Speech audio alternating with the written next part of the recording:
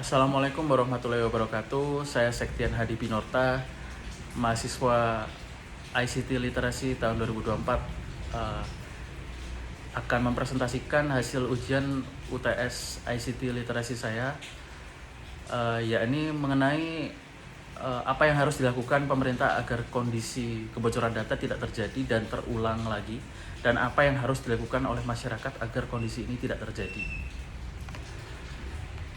Oke, langsung saja ke latar belakangnya terlebih dahulu, yaitu menurut laporan Badan Siber dan Sandi Negara, yaitu BSSN, sepanjang 2023 ada 103 dugaan insiden kebocoran data yang terdeteksi di Indonesia. Dari seluruh dugaan kebocoran data yang terdeteksi pada 2023, sebanyak 69% atau 71 insiden terjadi di sektor administrasi pemerintahan. Sementara insiden kebocoran data di sektor-sektor lainnya jauh lebih sedikit. Nah, sektor administrasi pemerintahan merupakan area yang paling banyak terdampak, yang memerlukan perhatian khusus dalam manajemen risiko dan peningkatan keamanan cyber. Kebocoran data di instansi pemerintah adalah masalah yang serius yang dapat merusak kepercayaan publik, mengancam keamanan negara dan merugikan berbagai pihak. Penyebabnya sangat bervariasi sebetulnya, mulai dari kelemahan teknis, kesalahan manusia, hingga serangan cyber. Oleh karena itu, pemerintah perlu melakukan langkah-langkah yang komprehensif untuk mencegah kebocoran data di instansi pemerintah. Langkah-langkah yang lebih terfokus pada pengelolaan data di sektor publik sangat penting. Tindakan yang dapat diambil pemerintah agar kondisi tersebut tidak terjadi lagi dan tidak terulang lagi di kemudian hari akan saya presentasikan pada berikutnya, yaitu menerapkan kebijakan perlindungan data yang ketat. Pemerintah perlu mengembangkan dan menegakkan kebijakan perlindungan data pribadi yang lebih ketat di semua instansi pemerintah. Hal ini termasuk kepatuhan terhadap Undang-Undang Perlindungan Data Pribadi, yakni Undang-Undang Nomor 27 Tahun 2022 tentang Perlindungan Data Pribadi, memberikan dasar hukum untuk pengelolaan data pribadi secara lebih aman. Pemerintah harus memastikan seluruh instansi pemerintah mematuhi regulasi ini dengan penerapan prosedur yang jelas mengenai penyimpanan dan penggunaan data pribadi. Pengelolaan data pribadi, dan setiap instansi pemerintah harus memiliki prosedur yang jelas dan terstandarisasi untuk kepentingan data pribadi ataupun pemerintahan, termasuk untuk pengarsipan dan penghapusan data yang sudah tidak diperlukan. Yang kedua di sini yakni peningkatan keamanan sistem dan infrastruktur teknologi informasi. Pemerintah harus memperkuat sistem keamanan teknologi informasi di instansi pemerintah untuk mencegah kebocoran data. Langkah-langkah yang bisa diambil antara lain audit dan penilaian keamanan siber, lalu penerapan sistem keamanan yang canggih, serta penggunaan virtual private network untuk komunikasi antar instansi pemerintah, serta penggunaan alat keamanan yang lebih canggih seperti multi-factor authentication atau MFA untuk mengakses sistem yang mengandung data sensitif. Lalu yang ketiga, pelatihan keamanan data bagi pegawai pemerintah. Nah, salah satu penyebab kebocoran data seringkali terkait dengan kesalahan manusia atau human error. Oleh karena itu, pelatihan keamanan data menjadi sangat penting di sini. Pelatihan dan sosialisasi keamanan cyber. Di sini pemerintah harus menyelenggarakan pelatihan secara rutin bagi pegawai pemerintah tentang cara pengelolaan dan melindungi data pribadi dengan benar. Pelatihan ini mencakup bagaimana mengenali potensi ancaman seperti phishing, social engineering, dan sebagainya, serta penggunaan password yang kuat dan kebijakan akses data yang benar. Dan melalui simulasi insiden keamanan data, mengadakan simulasi insiden kebocoran data untuk mempersiapkan supaya pegawai itu menghadapi situasi darurat dan meningkatkan respon mereka dalam menangani kebocoran data. Lalu yang keempat, pengawasan dan audit internal yang rutin.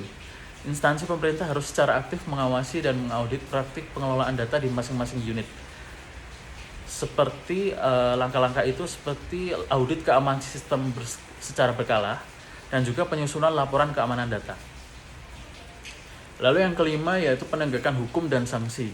Untuk mencegah kebocoran data, penting bagi pemerintah untuk menegakkan sanksi yang tegas terhadap instansi atau individu yang terlibat dalam kebocoran data.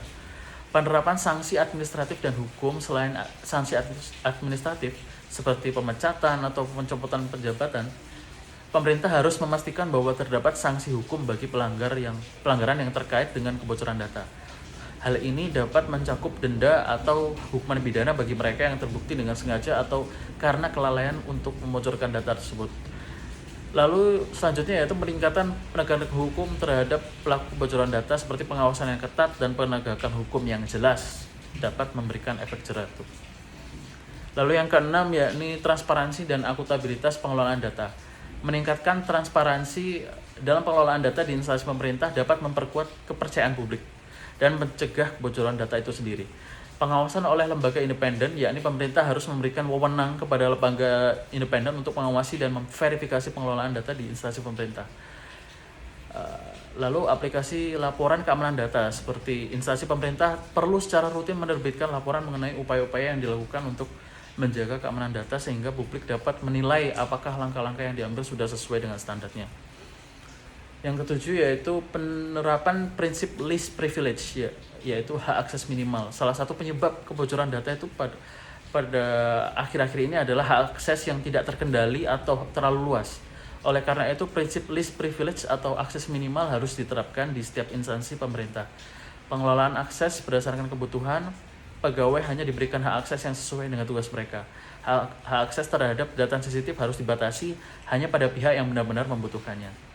Serta kontrol akses yang ketat juga untuk menghindari akses yang tidak sah serta pencatatan log yang lengkap mengenai siapa saja yang sudah mengakses data dan kapan akses tersebut terjadi. Nah, kesimpulan yang bisa saya ambil di sini ya, ini langkah-langkah yang saya sebutkan tadi harus diambil secara holistik untuk mencegah kebocoran data di instansi pemerintah. Pemerintah harus memastikan bahwa kebijakan yang ada tidak hanya berbentuk regulasi tetapi juga diikuti dengan implementasi yang efektif dan pengawasan yang ketat. Dengan penguatan keamanan sistem, pelatihan yang berkelanjutan, penegakan hukum dan transparansi yang tinggi, kebocoran data di instansi pemerintah dapat diminimalisir secara signifikan nantinya. Oke, di sisi lain, masyarakat memiliki peran yang sangat penting dalam mencegah kebocoran data di instansi pemerintah. Dengan meningkatkan kesadaran akan pentingnya keamanan data pribadi, menggunakan platform digital dengan bijak, dan menerapkan praktik keamanan cyber yang baik, serta berpartisipasi dalam pengawasan dan advokasi, masyarakat dapat ikut membantu menciptakan lingkungan yang lebih aman bagi pengelolaan data pribadinya. Selain itu, masyarakat juga harus mendorong pemerintah untuk selalu transparan dan bertanggung jawab dalam mengelola data, serta memperkuat upaya pelindungan data di sektor publik juga. Oke, cukup sekian presentasi dari saya. Mohon maaf apabila ada salah-salah kata. Terima kasih. Wassalamualaikum warahmatullahi wabarakatuh.